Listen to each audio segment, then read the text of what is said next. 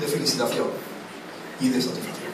Felicitación a quienes han sido capaces, en no muchos años, algunos, esto es la perspectiva histórica que habéis contado, pero de situaros ya en varias ciudades andaluzas y en Madrid también.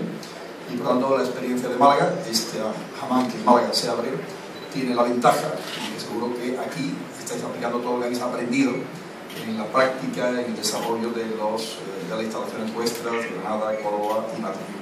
Y de satisfacción porque para Málaga es importante incorporar un equipamiento de características no solamente, diríamos, de ocio, de bienestar, sino un componente turístico muy potente.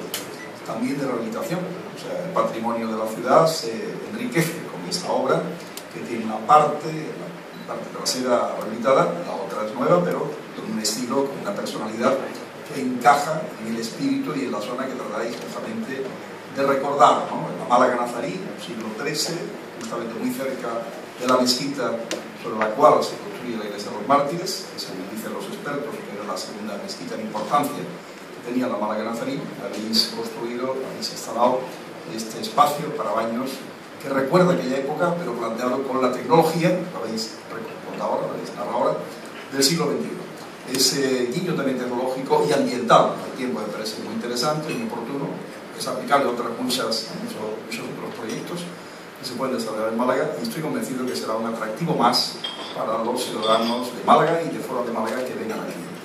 Estoy convencido que este equipamiento que enriquece la oferta del centro histórico y la oferta, por tanto, de toda Málaga, va a permitirnos dar un paso adelante muy importante. De esos 80.000 que calculáis el primer año, un porcentaje importante serán turistas, estoy convencido, serán de fuera.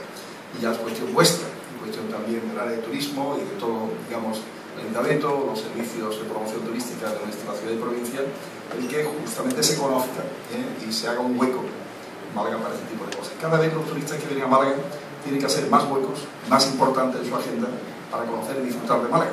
Y es lo que queremos, que al final la suma de esos huecos nos haga que necesiten más de un día, más de dos, más de tres para disfrutar de esa oferta cultural, ambiental, de ocio, deportiva, etc., que Málaga va acumulando. Larga vida al hammam de Málaga, que aquí haya muchas horas para relajarse, para cargar baterías, para que el espíritu se llene de recuerdos, de poesía, de historia, en definitiva, para recalar en el pasado y salir con fuerza de cara al futuro de Málaga. Muchas gracias, querido.